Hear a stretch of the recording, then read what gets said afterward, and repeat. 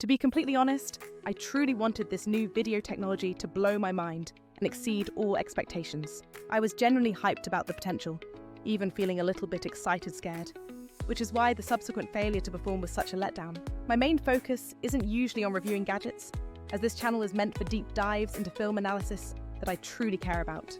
However, when any tool emerges promising to fundamentally change how creators produce their visual content, you owe it to your viewers to test it thoroughly.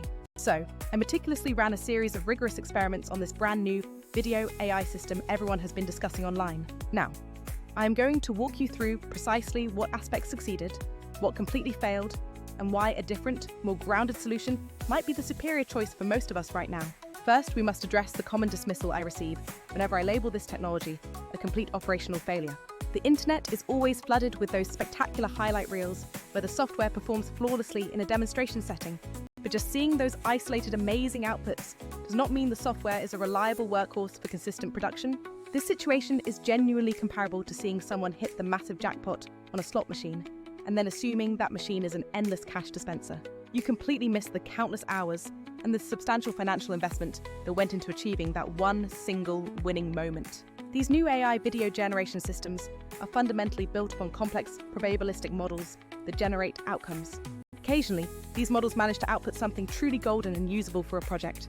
However, a significant majority of the time, the results fall far short of what is actually required for professional use. When you are utilizing a credit-based system, the actual success rate of usable output becomes far more critical than any single spectacular highlight. I also received the persistent feedback claiming that I simply failed to follow the provided operational instructions correctly. If the guidance amounts to a single-sentence FAQ telling me to just weave my intent into the prompt, then yes, I can certainly comply with that. But admitting that a vague suggestion constitutes proper guidance is frankly just a complete institutional shrug. Contrast that experience with competitor tools, where the company diligently publishes comprehensive, granular prompt documentation and detailed tutorials. Those responsible companies essentially hand the user an entire textbook for mastering prompt engineering right from the start. Unfortunately, some of these newer video generation tools feel exactly like the Wild West, characterized by missing documentation and an unstable user interface. This results in creators wasting exorbitant amounts of time and money just trying to reverse engineer functional workflows on their own. To be perfectly clear, I have worked extensively with developing technology for many years now, so I am certainly not fundamentally opposed to innovation. I actively run a digital business. I subscribe to multiple essential creative software platforms every month, and I absolutely believe that the future is coming. That future involves video AI with reliable, native speech capabilities that are also affordably priced for everyone. We simply have not reached that accessible and consistent stage of development with these particular tools yet.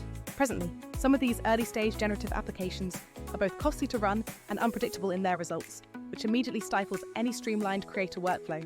Then we encountered the particularly thorny and frustrating issue concerning obtaining any form of refund for services paid for. I spent actual capital, used the application for less than 48 hours, and yet received absolutely no credit compensation whatsoever. While I fully understand that companies must establish policies, offering at least a partial credit reimbursement for an unusable, functionally broken product seems like a basic courtesy. So many independent creators are operating on extremely thin financial margins, and losing $100 or more with zero chance of recovery is a severe breach of trust. That specific negative aspect of the experience is a major reason I am publicly calling out the specific tool, rather than just criticizing the underlying technology itself. So, let us finally discuss the precise criteria I established for my actual real-world tests. I was looking for objective metrics regarding prompt adherence, but critically, I needed to test the native audio generation feature, because that is the primary selling point they constantly advertise. Since the official company documentation proved entirely unhelpful for setting up a control, I switched my approach. I instructed a separate language assistant to generate a set of very simple, standardized test prompts for me to use. I then took the absolute simplest and cleanest prompt possible, and ran it 10 separate times to see the consistency of the system's passing rate. My foundational test scene was very basic. A male actor wearing a red shirt and a female actor wearing a blue shirt waiting at a bus stop during a downpour. The man was supposed to look at her and deliver the line, "Excuse me, do you have the time?" The woman would then check her wrist accessory and reply, "Yes, it's 3:30. I assigned 10 distinct pass/fail evaluation metrics, covering both the visual elements and the required audio cues, scoring each attempt.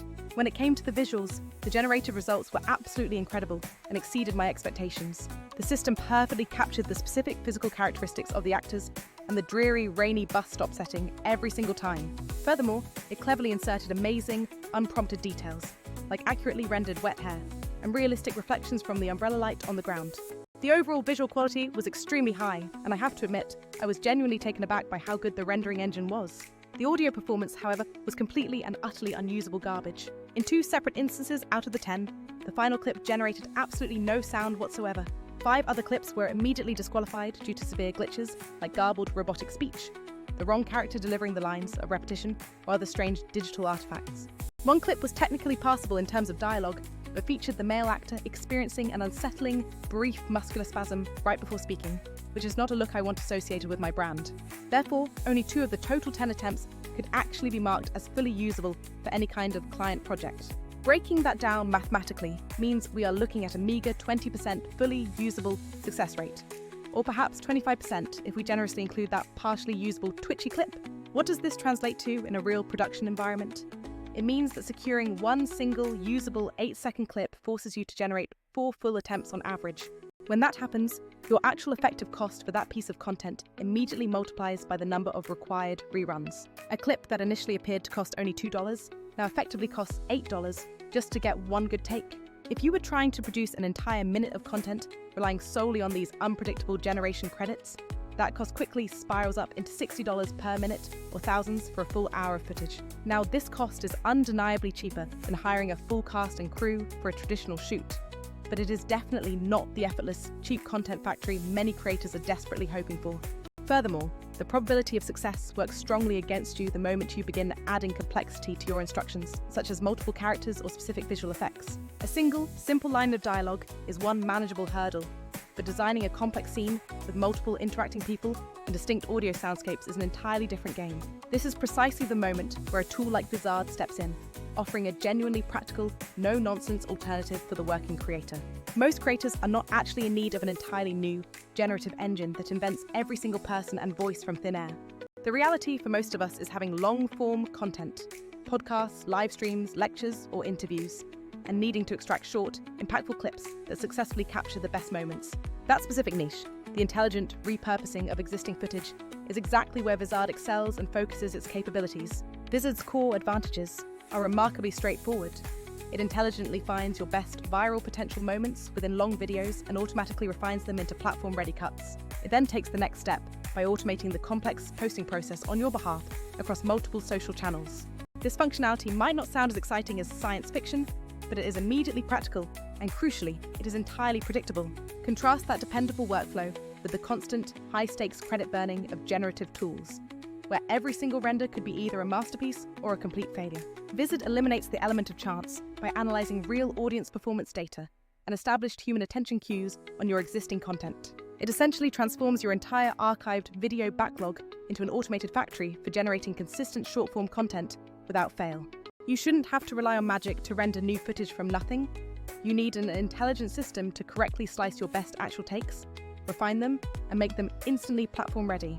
Vizard accomplishes all of that without forcing you to become an expert prompt engineer or treating you like a paying beta tester during an unstable release period. Furthermore, the capability for automated scheduling is an incredibly underrated feature that saves creators significant mental load. I cannot overstate how many talented content creators struggle daily just managing the sheer logistics of posting content consistently across platforms.